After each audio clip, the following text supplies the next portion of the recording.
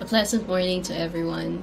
I am Maria Ailil Alvarez, Director of the UST Publishing House, and I would like to welcome you all to New Chapters, USTPH Books in the New Normal. This virtual program is being aired on the last day of the 2022 Manila International Book Fair, and it serves to wrap up our online participation in the MIBF through EduShop, where you can buy our titles. As always, we thank Prime Trade Asia for inviting us to take part in this fair. It has not been easy running an academic press in the pandemic. I myself am currently afflicted with COVID, so I'm recording this message, so I would ask you to excuse my voice if I still sound a little sick. Despite the many difficulties we faced in the past 2 years, however, by the grace of God, the USTPH has persevered. And on behalf of the university, I am proud to introduce to you titles that have been chosen by critics and writers to be the finest examples of literature and scholarship. We hope the insights our authors will share with you on craft and literature serve as testament to how we collectively navigate the shifting world. In this program, we will hear from our recent National Book Award-winning authors, E. San Juan Jr., Dinah Roma, and Jayeel Cornelio, who will briefly talk about their respective works. We will also listen to Dr. Chuckberry J. Pascual, who translated for the first time in Filipino the prize-winning novel Ilustrado by Miguel Syjuco. The USTPH has the honor of publishing this first ever Filipino translation. In a short conversation, he will be joined by multi-award-winning author Professor Cristina Pantoja Hidalgo, whose works Dr. Pascual has also translated. To tell us more about this segment, which we call the UST Author Series, and which we co-organized with the UST Center for Creative Writing and Literary Studies, please welcome my Deputy Director, Assistant Professor Ned B. Parfan. Hi, this is Ned Parfan, and welcome to the UST Author Series. This regular program of the UST Center for Creative Writing and Literary Studies celebrates books published by resident fellows of the center every semester since 2014. This combines book launching with short talks with the authors and pre-pandemic followed by Q&A from the audience. With an average of 2 books per semester, this program highlights the productivity of our resident fellows. And we celebrate 2 of our friends today, our director, Cristina Pantoja Hidalgo, and resident fellow, Chuckberry J. Pascual. Again, welcome to the UST Author Series.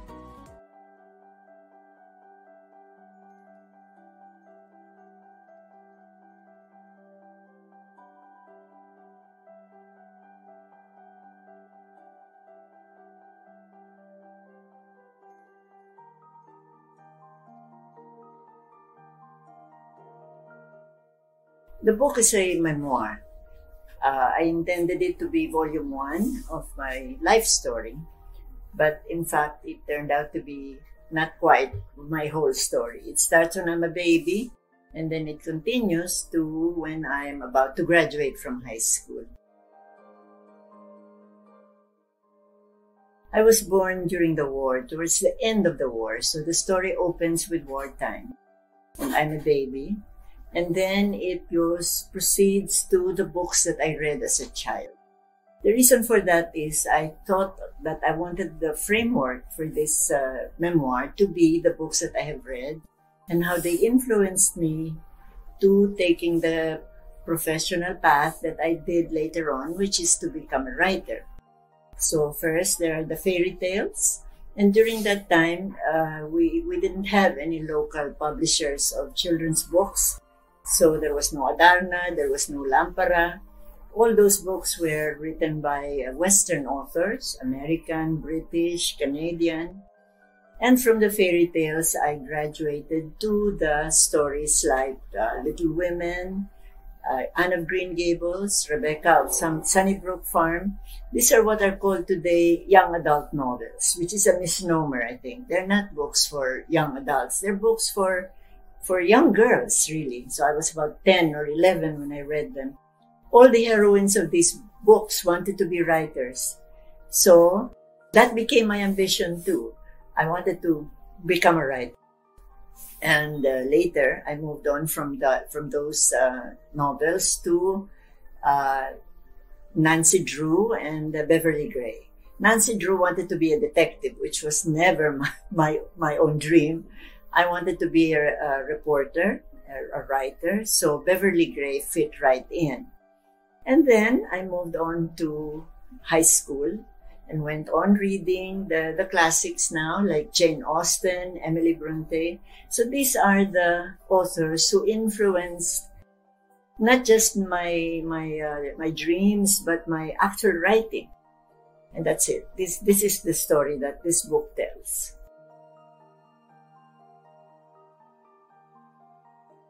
I think that when you reach a certain age in life, you begin to think about writing your memoirs, maybe to make an accounting of what you have done with your life, putting together your memories. And so I thought, okay, I'll try this. When I was in the course of my career as a teacher and as a writer, I became very interested in the memoirs, specifically the memoirs written by women writers. I've studied them, I've taught them, I've written about them. And so I thought it was a logical next step to try writing my own memoir. So I have written over my life several fragments of memoirs. They have been published in different books. This is the first time, though, that I write one book-length memoir. Catch a Falling Star is a collection of short stories centered on just one character. Her name is Patricia Payatot. When I was writing them, I did not intend for this ever to be a novel. I thought just a series of short stories. As it turned out, in each of the stories, the little girl, Patricia Payatot, grew a little older. And then I discovered more adventures from her. Actually, many of these stories are sourced from my own diary. So they're real stories that happened to me. I just fictionalized them. But later, I also invented stories. The character had become real to me. Patricia Payatot was a real girl growing older. So I invented some stories for her. By the time the last story is told, Patricia is already finished with high school and is about to enter college. Pretty much the same track that's followed in my memoir.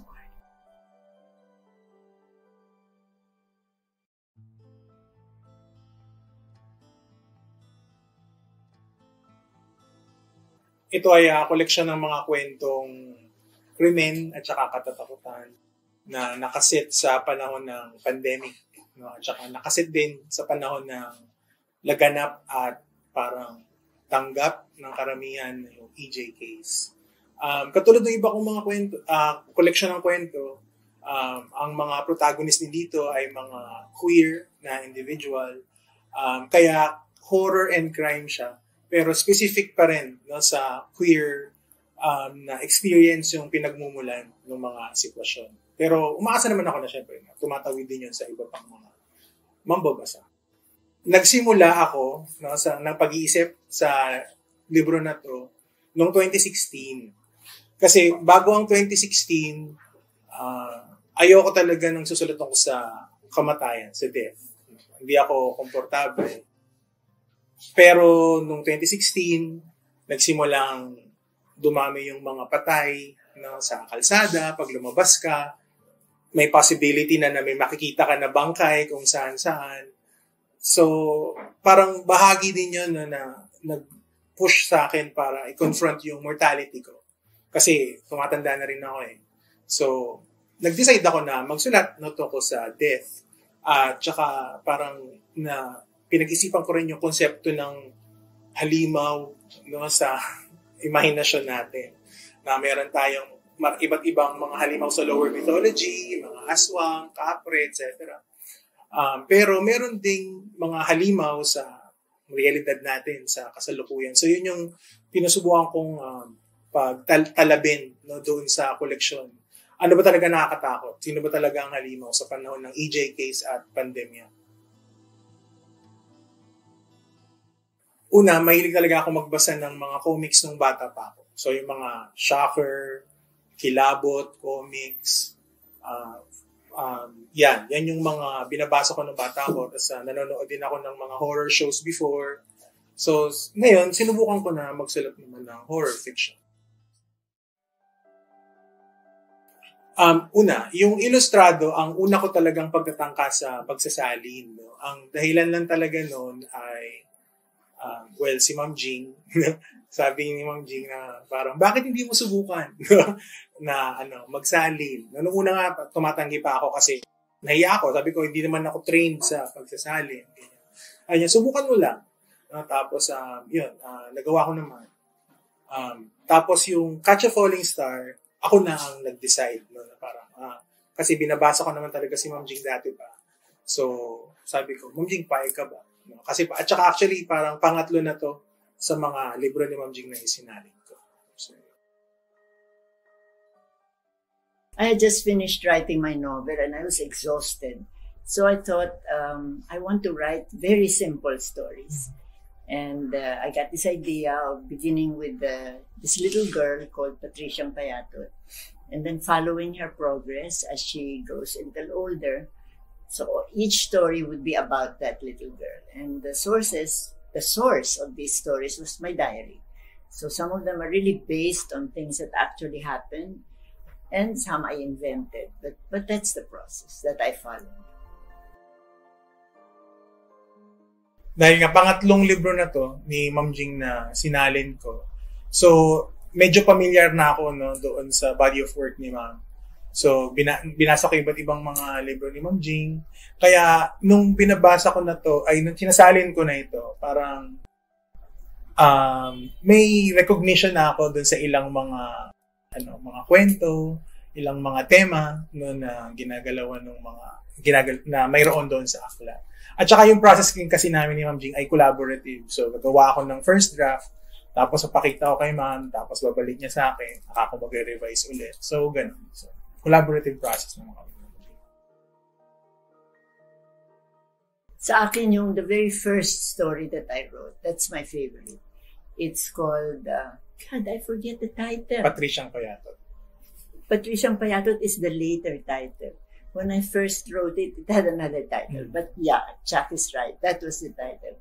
It's the first story in the series that I wrote, and it's about this little girl who was in love with a little boy, her classmate, and was fooled into thinking that he returned the affection.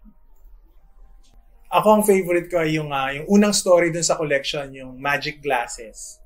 No, yung tungkol sa, nung bata pa si Patricia, kasuot siya ng magic glasses, sa feeling niya may power siya pag ginasuot niya. Kasi parang naalala ko ako rin nung bata ako, akala ko marami akong kayang gawin kapag meron akong isang bagay. Katulad halimbawa, share ko lang, Ma'am Jing. Yung dati akala ko, totoo yung sa cartoons, yung kapag nilagyan mo ng garter yung sarili mo, tapos tumalon ka, akala ko talaga, babalik akong ganun. So ginawa ko sa likod nung Fiera, tinali ko ng garter yung sarili ko sa tuhod tsaka sa siko, tapos tumalon ako.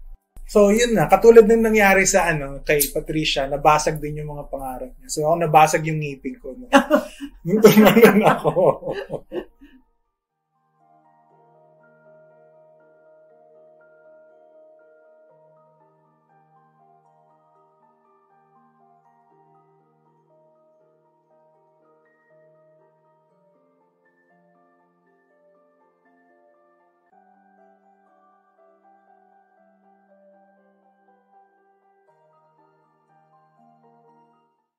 Hello, this is Ned Perfan once again, and we hope you enjoyed the program.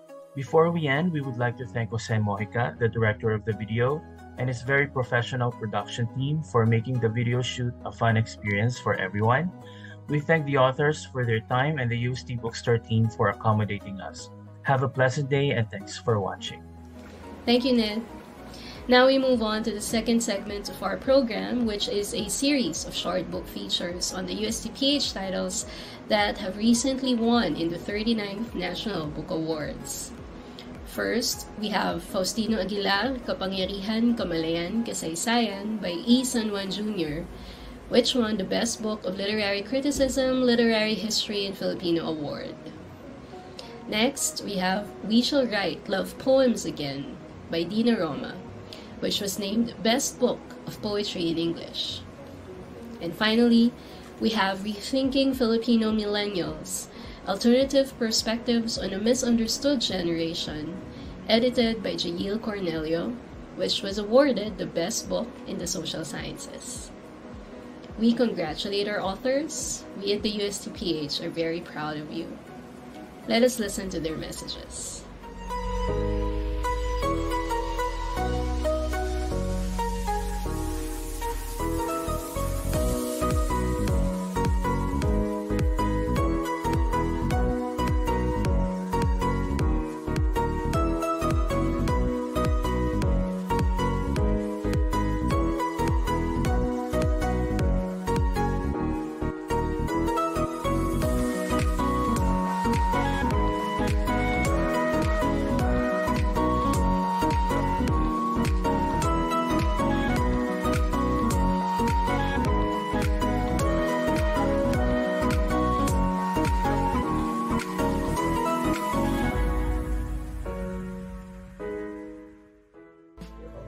Magandang hapon sa inyong lahat. Muna, nais kong magpasalamat sa mga namamahala ng University of Santo Tomas Publishing House sa pagtanggap sa akda ko tungkol sa novelistang Faustino Aguilar. Marahil mangilan-ngilan lamang ang makaalam o makakilala kay Faustino Aguilar. Ngunit si Aguilar ay siyang isang haligi ng panitikang Pilipino, panitikang Tagalog. At napakahalaga niya sa ating sa kasaysayan ng ating kultura at ng ating panitikan. Sa palagay ko, sa panahong ito, nais nating paunlarin ang ating kultura, ang ating kabiasnan, sapagkat nais nating matamo ang tunay na kasarinlan at kalayaan ng ating bayan. At itong adhika na ito ay nakasalalay sa ating sariling kamalayan at sa ating kabatiran ng ating kasaysayan. Sapagkat sa palagay ko, kung hindi natin alam ang ating nakaraang kasaysayan, mahirap nating matatamo o makararating sa ating paroroonan. Ang ibig sabihin, ang ating kasarinlan at ang ating kalayaan ay nakasalig din sa ating kamalayan, sa ating pagkakilala sa ating sarili at sa ating kapwa Pilipino. Ngayon, alam ko, pambihira na nagbabasa ng mga nobela at sa panahon ng internet at saka smartphone, cellphone, ang pagbabasa ng nakalimbag o nakalathalang babasahin ay nangyayari lamang kung kayo napipilitan o pinipilitan ng inyong guro sa klase, sa mga classroom. Ganun pa naman, sa palagay ko, kung makararating itong librong ito sa mga estudyante, mga guro, sa ating pamantasan, isang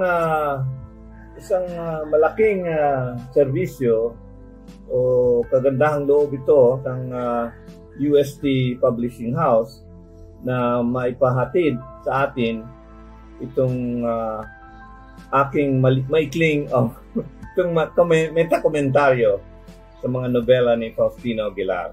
Ang ilang nobela niya sa kasalukuyan ay asignatura din, ina-assign sa mga klase sa literatura at kasaysayan ng Pilipinas. Ang nobelang tinutukoy ko ay ang nobelang pinaglahuan na sa mga ilang klase ay assigned reading. No? Nilabas din ito ng Ateneo University Press ilang dekada na nakararaan. Ngunit sa palagay ko, naubos na siguro yung kanilang inimprenta. Pero naglabas ulit nila ang isa pang nobela ni Faustino Aguilar, ang nobela Sa Ngalan ng Diyos. Maganda rin, maikli lang, ngunit napakahalaga ng paksa. Itong dalawang nobelang to pinaglahuan sa ngalan ng Diyos ay madaling ma-access, ano? Kaya sa palagay ko, kung mababasa niyo yung dalawang nobela, magkakaroon din kayo ng interest na basahin ang libro ko. Kung meron kayong interest na malaman kung anong ang mga ibang opinion tungkol sa nobela. Marami pang nobela ang ginawa ni Faustino Aguilar, at noong panahon niya, napakabantog ng mga nobelang ito. Isa ang Busabos ng Palad, ang dalawa pang nobela, ang Lihim ng Isang Pulo, ay tinuturing na isang maestro obra ni Faustino Aguilar. Yung yung pinakahuling nobela niya, Kaligtasan, ay hindi pa nalalathala, at minimungkahi ko na dapat ipalimbag ito. Siguro ang USTPH magkakaroon ng panahong ilimbag ito. Naka-typescript pa ito, at sa palagay ko itong pinakamahalagang nobela ni Faustino Aguilar. Bukod dito, may isa pang nobela na mahirap makita, ang Patawad ng Patay, na sa palagay ko isang rare book na. Kanya siguro sa darating na panahon, may mga scholar na makakadiskubre nito, matutuklasan ang huling nobela ni Faustino Aguilar, ang Patawad ng Patay, ay tila huling testamento niya tungkol sa kanyang karera, sa kanyang buhay bilang manunulat at bilang intellectual. Sa palagay ko, si Aguilar ay hindi lamang nobelista, kung hindi naging kawani din siya ng gobyerno, naging Secretary of Labor, at bukod sa pagiging patnugot niya sa mga magazine noong unang panahon, contemporary niya si Lope Casantos, Inigo Recalado. Siya ay naging miyembro ng mga kabinete ni President Quezon at yung sumunod na pamahalaan. So napakahalaga ng kanyang ginawa upang maisulong ang labor movement, ang unionism sa Pilipinas. Kanya kung titignan nyo, bukod sa pagiging manunulat, si Faustino Aguilar ay isang leader at unang siyang unionista sa ating bayan. Kaya nung mamatay siya, halos lahat ng mga pinuno sa gobyerno ay nakiramay sa kanyang pagkamatay.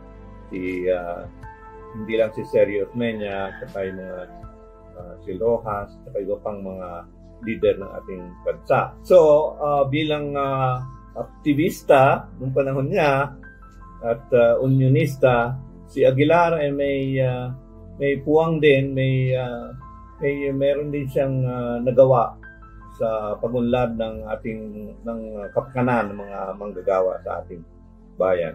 Sa palagay ko, kinakailangan din na sabihin na sa kasalukuyang panahon, buhat ng ilang pang dekada, umunlad na ang ating sariling panitikan at literatura. Hindi lang sa Ingles, kundi sa iba't ibang wika sa atin.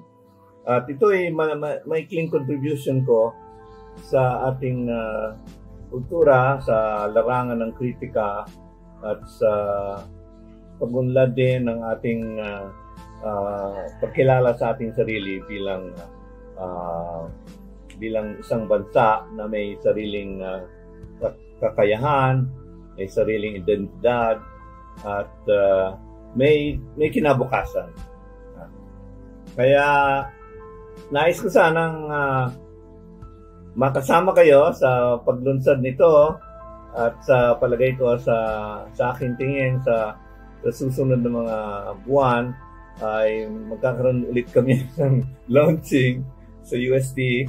Kaya ihintay natin ng gayong okasyon, at nais kung mayroon kayong tanong o kung anumang nais nyong ipabatid sa akin, kung makuha nyo ang libro at mabasa nyo, bibigyan ko kayo ng aking email address para kung sakali may panahon kayo, sulatan nyo ako at sasagutin ko kayo.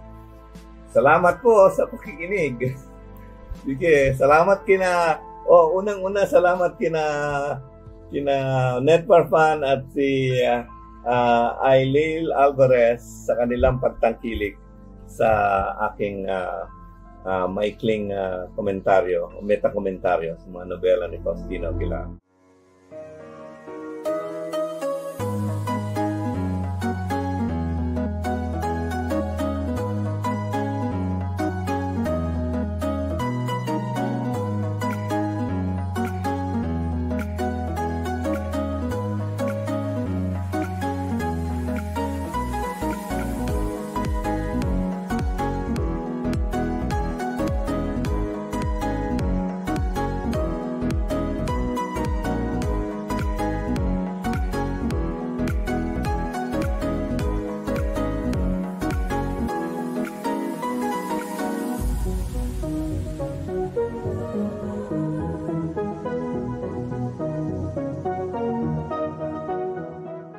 Really want to do now is to give thanks to those who have made this book a reality. I remember how anxious I was when the lockdown was declared back in March.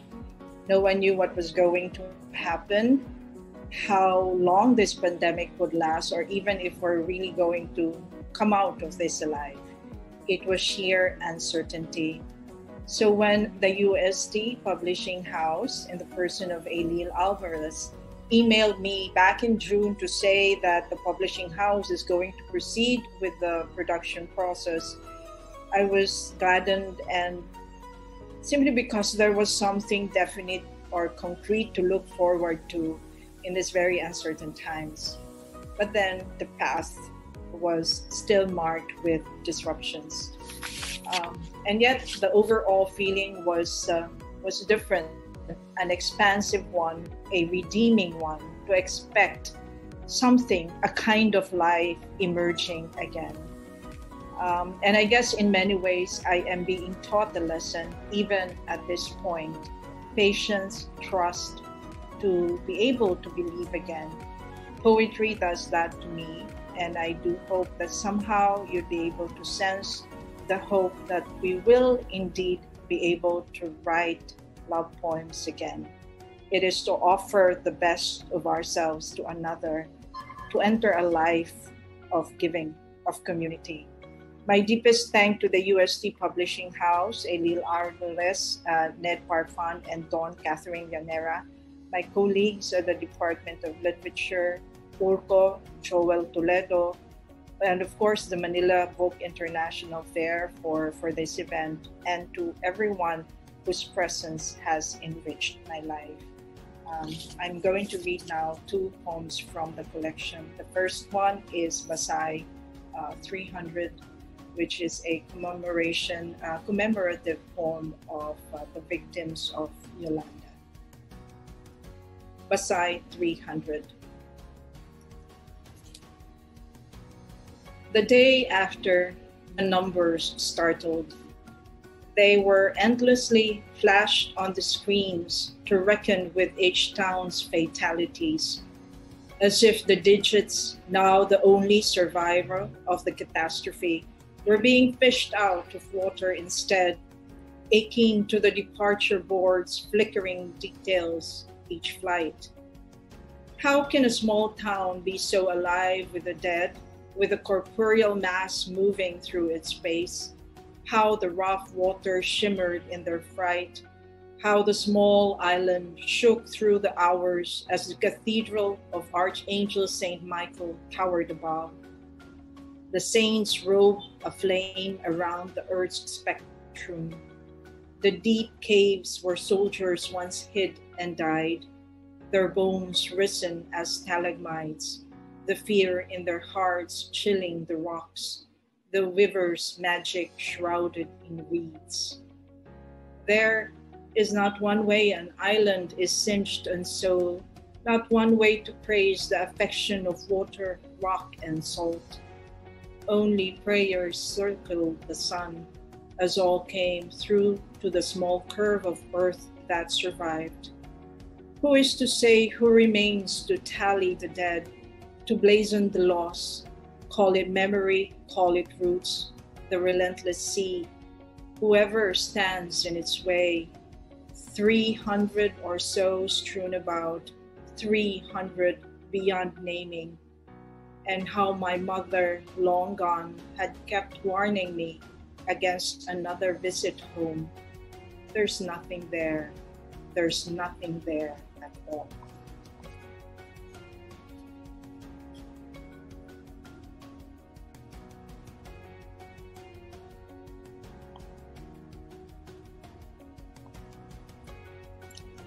We shall write love poems again. When you pointed out the tree and the moonlight, as you recalled her hand soft in yours, like the first time you held her close to you, I wanted to comfort you before your voice trailed off into the burden of it. You see, I had my own battle with love poems some time ago, betrayed by them, worn out by them. I used to think we poets owe the world beauty. Wizard of words, I troubled them for the possible, until I learned love poems do not bleed for broken hearts. We mine the world for its coldness, to guard our naivety, even as trees flourish on their own, pebbles settle into the walkway under the rain. The moon's glint tires in the change of day. We forget the roots that do not care for secrets. They gnarl into loam in deep damp, shunning surfaces. Speak of love again after grieving its truth, and you can breathe more deeply, rise and desire for that one again.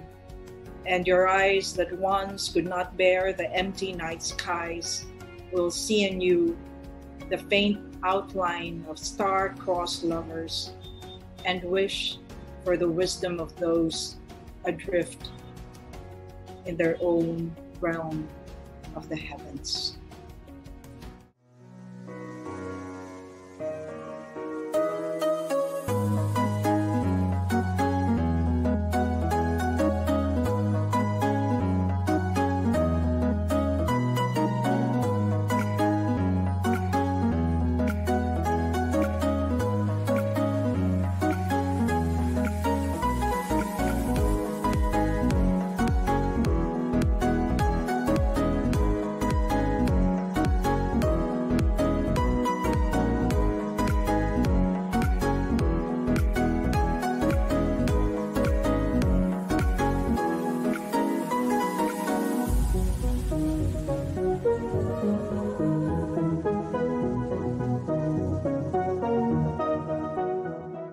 My name is Jayeel Cornelio, isa akong sociologist. Ako yung editor nitong edited volume na ito, which features about 12 chapters with contributors from around the country and one from our friend in Europe. And what's interesting about this book is that it is the very first intervention sa literature on youth studies in the Philippines. Of course, a lot of things have been said and written about young people sa Pilipinas, but yung approach, the sociological and anthropological approach of what it really means to be part of a generation, that's quite missing. That's quite missing in the literature. And so hopefully, maging beneficial itong libro namin, itong aming project na ito, sa lahat ng mga gustong maunawaan, ano ba yung estado ng mga kabataan ngayon. Obviously, we're focusing on millennials, and but the insights that we have in this edited volume are also very much applicable sa mga sa pag-unawa ng especially the younger generations or the Generation Z, as some commentators describe them. Itong edited volume na ito, for your information, ay nagsimula as a workshop back in 2016 as a collaborative project between the University of Santo Tomas and the Ateneo de Manila. So si Dr. Clarence Batan, Yayat Batan, a sociologist there, and I worked together to bring different scholars sa Pilipinas to become part of that workshop. Along the way, we decided to include mga more senior scholars. Kasama natin yung dalawa sa mga senior scholars na yan. Hindi sabihin mas older, but they're still representative of the millennial generation here. But simply put, ang argument ng aming volume, and makikita nyo ito sa pages ng aming libro, is that we should abandon many of the stereotypes that we already think we know about millennials. Ano ba yung mga stereotypes na yun? Young people are entitled, are narcissistic, are aspirational, cosmopolitan, and global in outlook. Marami mga ganyang stereotypes na narinig. But from the point of view of sociology and anthropology, and drawing on our very specific empirical studies about different segments of the population, our chapters challenge that stereotype. In a nutshell, ang argument ng libro is that there's no such thing as one generation. It's really a fragmented generation. So one of the reasons kung bakit tayo nagsimulang magsulat about these things, di ba? It's mainly because of what we feel is, number one, the neglect of young people in policy making. Number two, yung mga essentialist discourses about generations. And way back in 2016, hindi pa naman uso yung Gen Z na discourse. Millennial pa lang naman yung usong discourse back then. YOLO and you only live once. And all of these are indicated there sa ating edited volume. And doon pa lang alam na natin na merong mga fragmentations na hindi nasisilip. In fact, ladies and gentlemen, to our viewers, what you will really pick up from our edited volume is yung pagpo-problematize mismo ng generation as a concept. Malinaw na malinaw po yun. In fact, hindi nyo po napansin, hindi namin define ito according to age bracket. Kasi we don't really subscribe to this age, to these standard categories that are imposed on us by the West, either through journalism, media commentaries, or sometimes through scholars themselves. So medyo hesitant kaming mga contributors itong edited volume na to in essentializing this is the Filipino millennial. Hindi eh. Mahirap tugunan yung tanong na yun kasi bati sa mga naging karanasan ng ating mga social scientists na kasama dito, they are in their own ways trying to go against certain issues and certain stereotypes, whether it's in the context of violence or neglect or marginalization and so forth.